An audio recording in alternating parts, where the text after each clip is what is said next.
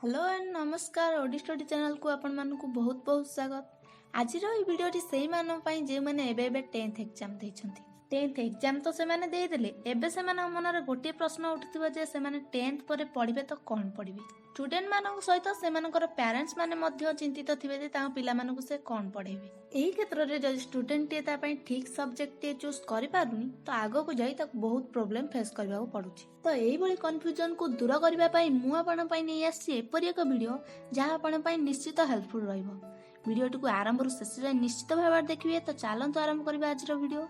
10th exam पास करबा परे बहुत स्टूडेंट मानको मन रे बहुत बड़ प्रॉब्लम होइथाय कि निज पई गोटे परफेक्ट सब्जेक्ट चूज करबा पई से माने कंफ्यूज तांते कि 10th परे से माने आर्ट्स पढिबे ना कॉमर्स पढिबे ना साइंस पढिबे ना आउ किछि पढिबे।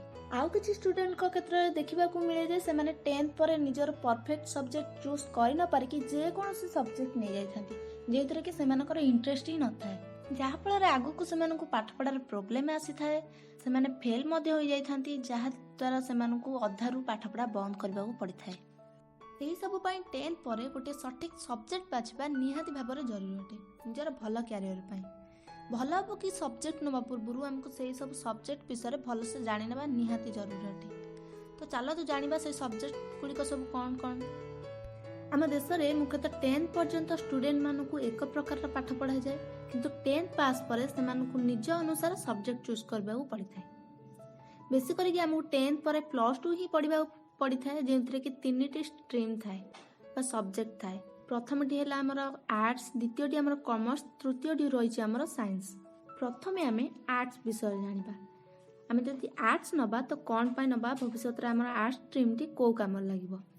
50% लोकंकर भूल धारणा थाए जे आर्ट्स पढ़िले आगो को कैरियर बनेया पई किछि भी स्कोप नाही, ए सब्जेक्ट नेले किछि भी फायदा नाही किंतु यह संपूर्ण भाबरे भूल धारणा।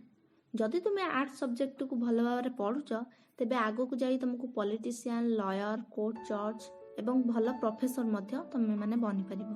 तापरे जानिबा एई आर्ट्स स्ट्रीम रे कोन कोन सब सब्जेक्ट हम मान को पढ़ा जाए। यही सब्जेक्ट रे आम मन को मुख्यतः history, English, psychology, geography, political science, economic, Sanskrit, philosophy एवं ओडिया मध्य पढ़ा जाए। जदि तुम मन को ये सब्जेक्ट भल लगे तो तुमे माने आराम से ये सब्जेक्ट को नहीं पारिबो। तापर जानिबा कॉमर्स विषय रे। कॉमर्स को आर्ट्स टारू टिके अधिक इम्पोर्टेंस दिया जाए कारण ये सब्जेक्ट को नबा को हेले हमको 10th रे मिनिमम 60% रु अधिक मार्क रखिबा पड़िबो।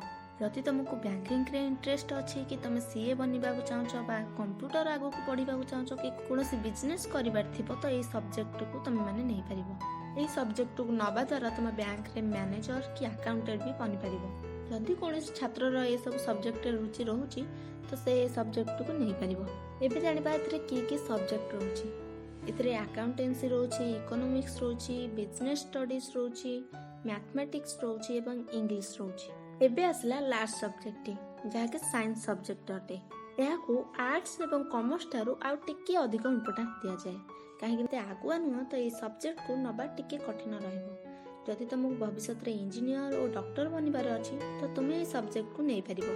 साइंस को दुई भाग रे विभक्त करा अछि, गोटे है मेडिकल अन्यटी है नॉन मेडिकल। माने तुमको डॉक्टर बनिबार अछि तो तुमे मेडिकल चूज करबो, जदि तुमको इंजीनियर बनिबार अछि तो तुमे नॉन मेडिकल चूज करबो जेउथिरे तुमको बायोलॉजी बदल में मैथ पढ़ा जिवो। सेही परि भाबरे साइंस रे मध्य बहुत सब्जेक्ट रहिछि जेमिति कि physics, chemistry, biology, mathematics, computer science एवं बायोटेक्नोलॉजी। तो स्टूडेंट ए थिला 10th परे जदि हमें +2 पढुचंती तो एथरे हमें ए 3टी स्ट्रीम पढिबा। जदि हमें 3टी मध्य कोनोटी भी पढिबा चाहू ना ता बदल रे हमें डिप्लोमा एवं आईटीआई मध्य करि परिबा जहा कि कोर्स परे सेमान को जॉब मिलिबारे हेल्प करिवो। डिप्लोमा कोर्स रे हमें पॉलिटेक्निक डिप्लोमा कोर्स मध्य करि परिबा। बहुत इंस्टीट्यूट आम देश रे रहिचंती जे कि डिप्लोमा कोर्स पढौचंती। ए कोर्स रे हमको बहुत किछि पढ़ा जाए जेमिति कि fashion designing, computer hardware, automobile, electronic engineering, mechanical engineering etcetera. जदि तुम डिप्लोमा बदल रे आईटीआई करियर अछि तो तुम आईटीआई करि परिबो। तो स्टूडेंट ए थिला 10th परे पढ़ा जायतबा किछि कोर्स करछ कि वीडियोटी तुम मानक पई बहुत हेल्पफुल रहइतो।